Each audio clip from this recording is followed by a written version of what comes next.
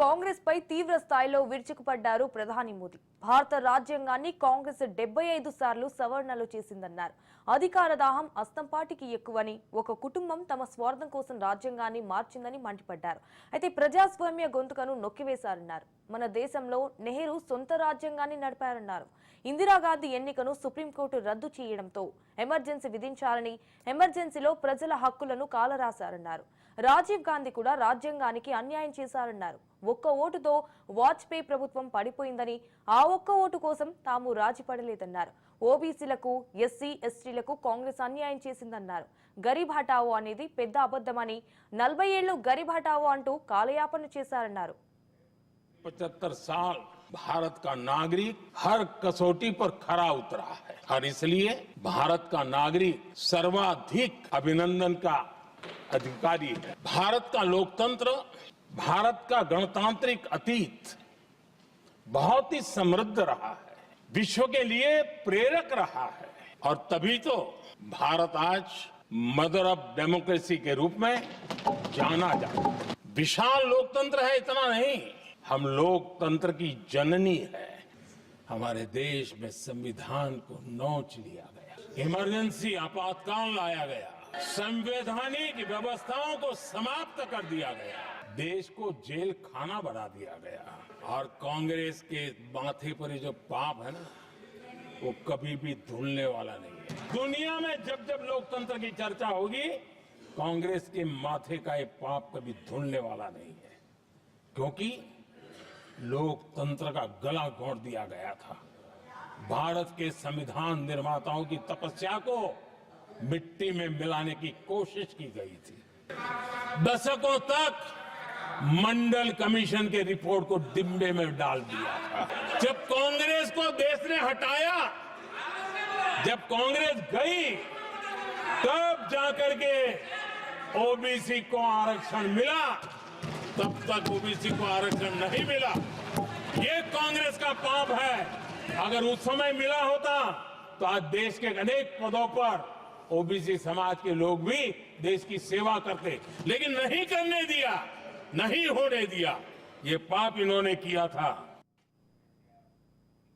ఇటు సావర్కర్ సిద్ధాంతంపై లోక్సభలో రాహుల్ గాంధీ విమర్శలు గుప్పించారు. ఇటు సావర్కర్ గురించి ప్రస్తావిస్తే బీజేపీ తనని దోషిగా చూస్తుందన్నారు. అనేక మంది మేధావుల ఆలోచనలకు ప్రతిరూపం భారత రాజ్యాంగం అన్న రాహుల్ గాంధీ దేశంలోని ప్రజలు వివిధ రకాల సిద్ధాంతాలను పాటిస్తారన్నారు.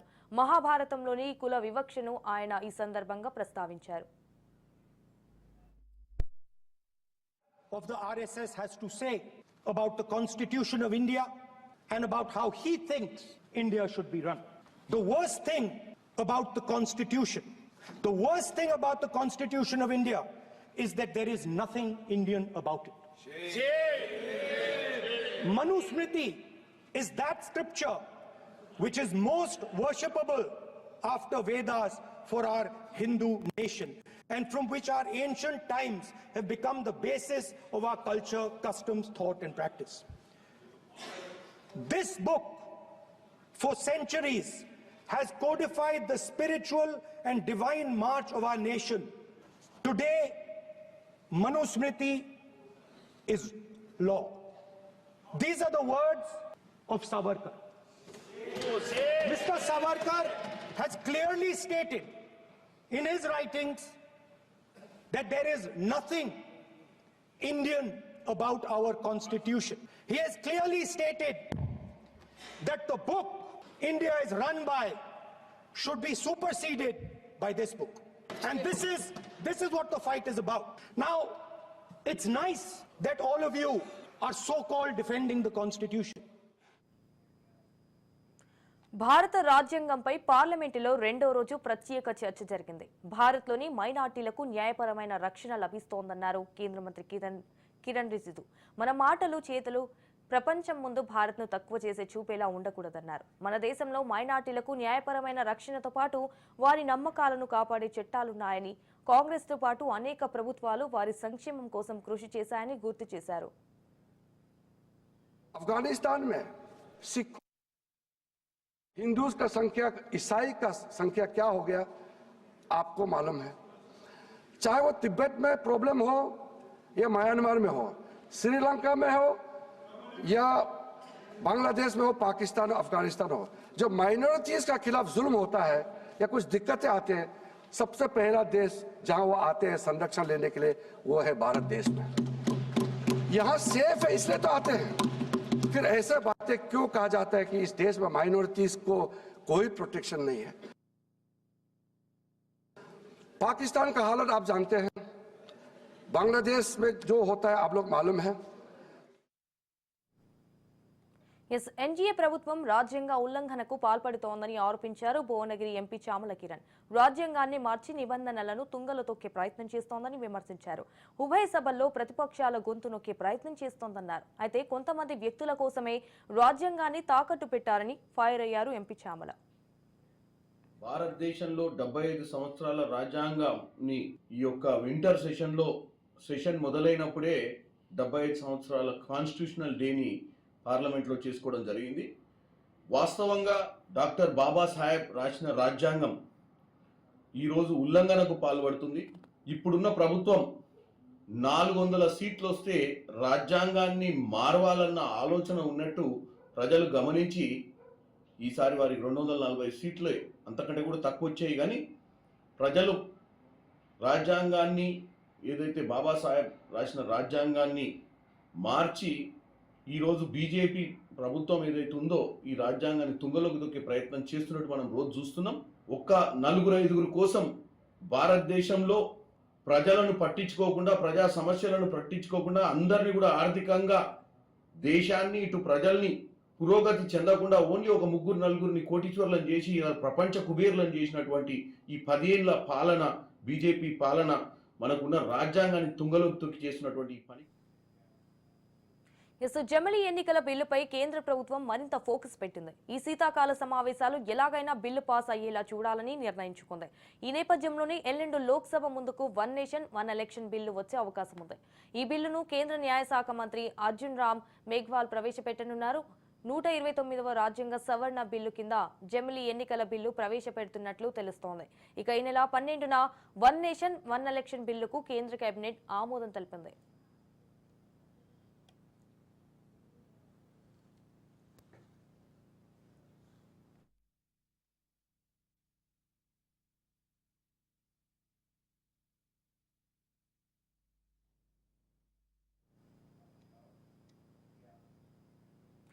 జమిలీ ఎన్నికలపై ఏపీ సీఎం చంద్రబాబు కీలక వ్యాఖ్యలు చేశారు. జమిలీ అమల్లోకి వచ్చిన ఎన్నికలు జరిగేది 2029లోనే అని క్లారిటీ ఇచ్చారు చంద్రబాబు.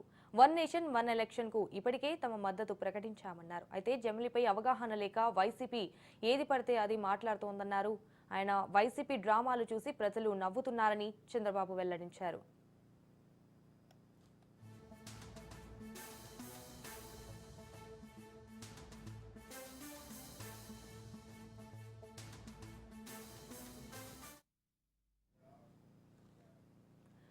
పంజాబ్ హర్యానా సరిహద్దుల్లో ఉద్రిక్తతలు నెలకొన్నాయి. సరిహద్దు ప్రాంతం చెంబు వద్ద మరోసారి ఉద్రిక్తత పరిస్థితులు నెలకొన్నాయి. ఢిల్లీ చెలో మార్కును ప్రారంభించిన రైతులను చెదరగొట్టేందుకు పోలీసులు వాటర్ కెనాల్ను, టియర్ గ్యాస్లను వాడారు. కనీస మద్దతు ధర సహా 11 డిమాండ్ల సాధన కోసం 101 మంది రైతులు మార్చిలో పాల్గొన్నారు. డిసెంబర్ 6 నుంచి ఢిల్లీ వైపుగా వెళ్లేందుకు రైతులు ప్రయత్నిస్తున్నారు. కానీ వరుసగా 3వ సారి కూడా రైతుల ప్రయత్నాన్ని పోలీసులు భగ్నం చేశారు. అయితే కాగా రైతుల మార్చును దృష్టిలో పెట్టుకుని హర్యానా ప్రభుత్వం ముందస్తు చర్యలు చేపట్టింది. మొబైల్ ఇంటర్నెట్ సేవలు నిలిపివేసింది.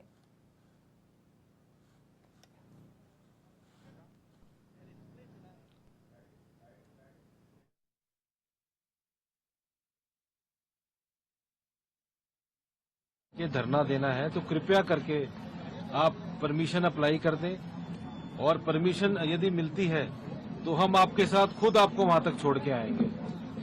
नंबर 2, ये जो रास्ता बंद है जहां हम खड़े हैं, ये 24 जुलाई सुप्रीम कोर्ट ने स्टेटस को मेंटेन करने के लिए उसके आदेश हैं।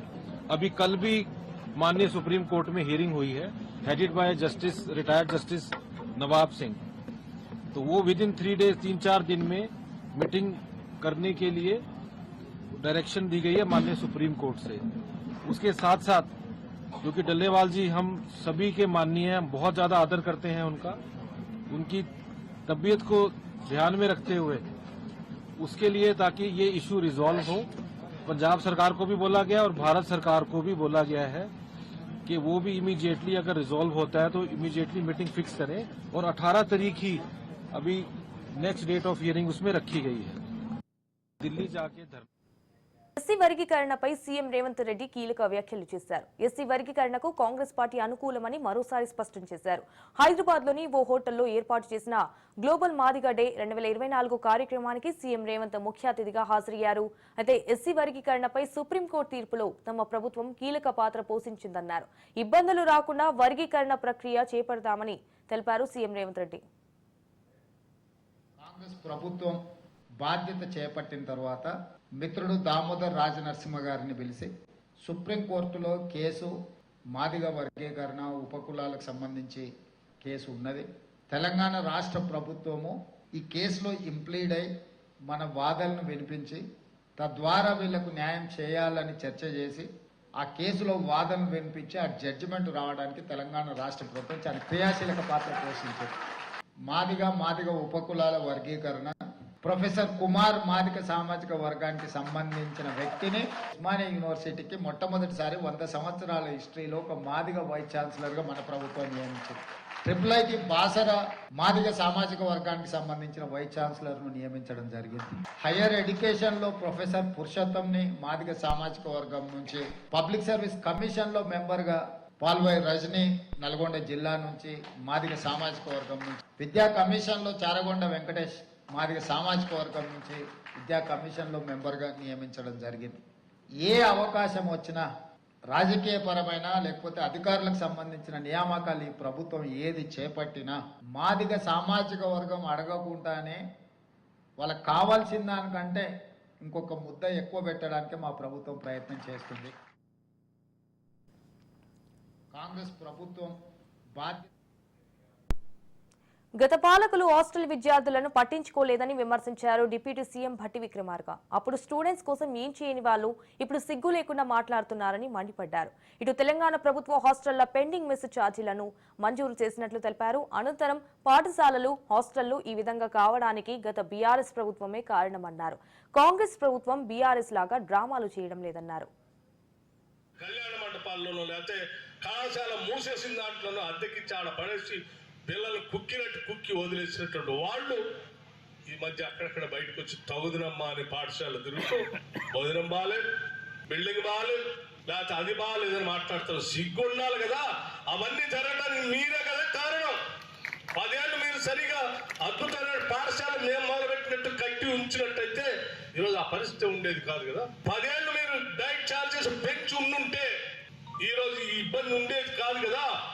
ఆ డైట్ బిల్లులు సరిపోగా సప్లై చేసేవాళ్ళు సప్లై చేయలేక మీరు బిల్లులు ఇవ్వకపోతే బిల్లులు రాలేదని మేము సప్లై చేయలేమని ఎదురు తిరిగితే ఇక్కడ ఉన్న టీచర్లు ఏదో రకంగా బతికినట్టు మీ ఇష్టం వచ్చింది ఏదో ఒకటి సప్లై చేయండి అంటే తాలో తడక తీసుకొచ్చి సప్లై చేస్తే అదే వండి పెడితే.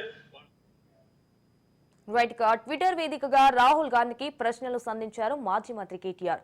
హైడ్రా పేరుతో ప్రభుత్వం చేపడుతున్న కూల్చివేతలపై కేటీఆర్ నిలదీశారు. ఇటు పేదలకు ప్రేమను పంచడం అంటే ఇదేనా అంటూ ఆగ్రహం వ్యక్తం చేశారు.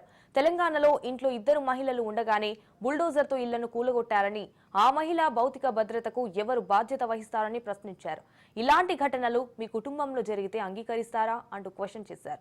పట్టింపు మానవత్వం లేని ప్రభుత్వాలే ఇలాంటి చర్యలకు పాల్పడతాయని విమర్శించారు.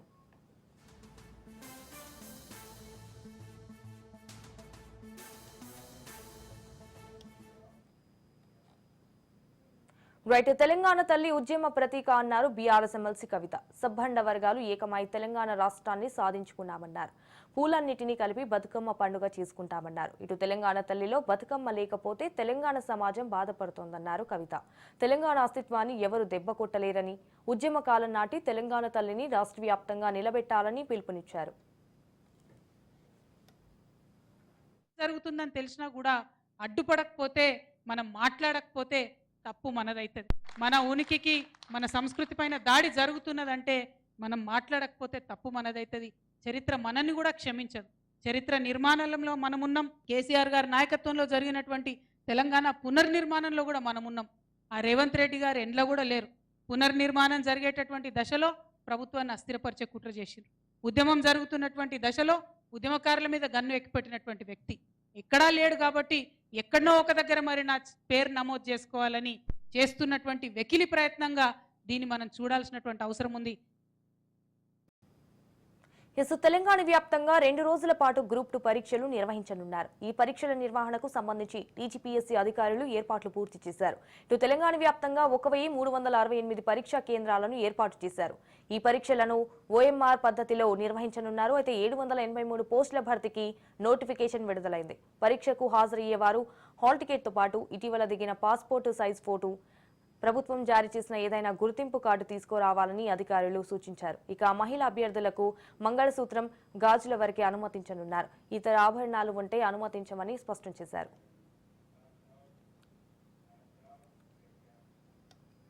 సాగునీటి సంఘాల ఎన్నికలు ప్రజాస్వామ్యబద్ధంగా జరిగి ఉంటే బీటెక్ రవిని రైతులు చొక్కా విప్పేశారన్నారు ఎంపీ అవినాష్ రెడ్డి. ఎన్నికలు అప్రజాస్వామ్యంగా జరిగాయన్నారు. పోలీసులను అడ్డుపెట్టుకుని ఎన్నికలు నిర్వహించారని ఆరోపించారు. అందరి దృష్టికి, మీ ద్వారా ప్రజల దృష్టికి తీసుకెళ్లడం కోసం ఈ సమావేశం ఏర్పాటు చేశాం. ముఖ్యంగా ఈరోజు మధ్యాహ్నం మరి పులివెందులకు సంబంధించిన టీడీపీ నాయకులు ఇన్ఛార్జ్ రవీంద్రనాథ్ రెడ్డి ఒక ప్రెస్ మీట్ ఏర్పాటు చేశారు. ఆయన మాటలు వింటే నాకు ఒకటి అనిపించింది, ఒక సినిమా మాదిరి అనిపించింది. ఆ సినిమాకు ప్రొడ్యూసర్ ఆయనే, డైరెక్టర్ ఆయనే, స్క్రీన్ ప్లే ఆయనే, చివరికి ప్రేక్షకుడు కూడా ఆయనే. ఎందుకు ఈ మాట అనవలసి వస్తుందంటే, ఈ సాగునీటి సంఘం ఎన్నికలు ఎంత అప్రజాస్వామ్యబద్ధంగా జరిగాయనేది గడిచిన 2-3 రోజులుగా జరుగుతుంది. రైట్. అల్లు అర్జున్ అరెస్టుపై మంత్రి సీతక్క కామెంట్ చేశారు. అల్లు అర్జున్ పై ప్రభుత్వానికి ఎలాంటి కక్ష లేదన్నారు ఆమె. అయితే చిరంజీవి కాంగ్రెస్ పార్టీ కేంద్ర కమిటీ సభ్యునిగా పనిచేశారు. అల్లు అర్జున్ సతీమణి కుటుంబంతో సీఎం రేవంత్ రెడ్డి గారికి సంబంధాలు ఉన్నాయి. దీనికి ప్రభుత్వానికి లింక్ పెట్టడం సరికాదన్నారు. చట్టం తన పని తాను చేసుకుంటూ పోతుందని తెలిపారు మంత్రి సీతక్క. సీఎం గారికి దగ్గర వ్యక్తి, చుట్టరికాలు కూడా ఉండుంటాయి, చంద్రశేఖర్ రెడ్డి గారు వీళ్ళంతా. కానీ అది చట్టపరంగా మరి ఒక మహిళ బహిరంగంగా అంత తొక్కిసలాట్లో జరిగింది కాబట్టి చట్టానికి లోబడే జరిగింది. చట్టం ఎవరి చుట్టం కాదు. రేపు ఎవరైనా కూడా చట్టం ఆ రకంగానే ఉంటుంది. అందులో ఎవరూ జోక్యం చేసుకోలేదు. కాబట్టి ఆయన మీద మాకేం కక్ష లేదు. చిరంజీవి గారు Congress party member, Congress party తరఫున కేంద్ర మంత్రిగా పనిచేసిండు. అదేవిధంగా వాళ్ళ భార్య తరఫున బంధుత్వం కూడా సీఎం గారికి కూడా ఉంది. మరి ఇవన్నిట్లో మాకు అంత కక్ష పెట్టుకోవాల్సిన అవసరం అయితే లేదు. అది పోలీసు యాక్ట్ ప్రకారం, చట్టం ప్రకారం వాళ్ళు చేసుకున్నారు. వాళ్ళ అల్లు అర్జున్ అరెస్టుపై బీఆర్ఎస్ ఎమ్మెల్యే కౌశిక్ రెడ్డి సంచలన వ్యాఖ్యలు చేశారు. అల్లు అర్జున్ ముఖ్యమంత్రి పేరు మర్చిపోయినందుకే అక్రమంగా అరెస్టు చేశారని ఆరోపించారు. రాష్ట్రంలో ప్రభుత్వాన్ని ప్రశ్నించిన వారిని పోలీసులు అక్రమంగా అరెస్టు చేస్తున్నారని ఫైర్ అయ్యారు. అయితే అల్లు అర్జున్ విషయంలో పోలీసుల వైఫల్యం స్పష్టంగా కనిపిస్తుందని ధ్వజమెత్తారు. ఇటు కాంగ్రెస్ పార్టీ ఇచ్చిన హామీలు నెరవేర్చే వరకు ప్రశ్నిస్తూనే ఉంటామన్నారు. కేసులు పెట్టాల్సింది ప్రశ్నించే వారిపై కాదు, రేవంత్ పై పెట్టాలని కౌశిక్ రెడ్డి తీవ్ర స్థాయిలో ధ్వజమెత్తారు. రేవంత్ రెడ్డి గారి పేరు తను మాట్లాడేటప్పుడు మర్చిపోయినా, మళ్ళా తను దానికి సారీ చెప్పి మళ్ళా మాట్లాడినా, కేవలం తన పేరు మర్చిపోయినందుకే కక్ష తీర్చుకొని తన జైల్లో పెడతా ఉన్నారు. ఇలా కౌశిక్ రెడ్డి గారిని మొన్న అరెస్ట్ చేసే ప్రయత్నం చేసిరు, నన్ను నిన్న అల్లు అర్జున్ గారిని అరెస్ట్ చేసే ప్రయత్నం చేస్తూ ఉన్నారు. నిన్న కథనాలు చూసినా ఏదో రేపు పేపర్లలో రాసిరు కేటీఆర్ గారిని రేపు ఎల్లుండి అరెస్ట్ చేస్తామని. నేను చెప్తా ఉన్నాను, మీరు ఎవరైనా మీరు రేవంత్ రెడ్డి గారు కేటీఆర్ గారిని ముట్టుకుంటే ఈ తెలంగాణ రాష్ట్రం మొత్తం కూడా అగ్ని గుండెం కాబోతా ఉందని చెప్పి నేను హెచ్చరిస్తా ఉన్నాను. కోర్టు బెయిల్ ఇచ్చినప్పటికీ కోర్టు బెయిల్ పేపర్స్ అనేది కూడా టైంకి చెంచల్ కూడా జైలు సూపరింటెండెంట్కి పంపించినా ఇలా తనని రిలీజ్ చేయకుండా రాత్రి అంతా కూడా ఇవాళ జైల్లో ఎందుకు పెట్టిందని నేను అడుగుతా ఉన్నాను. ఇలా కోర్టు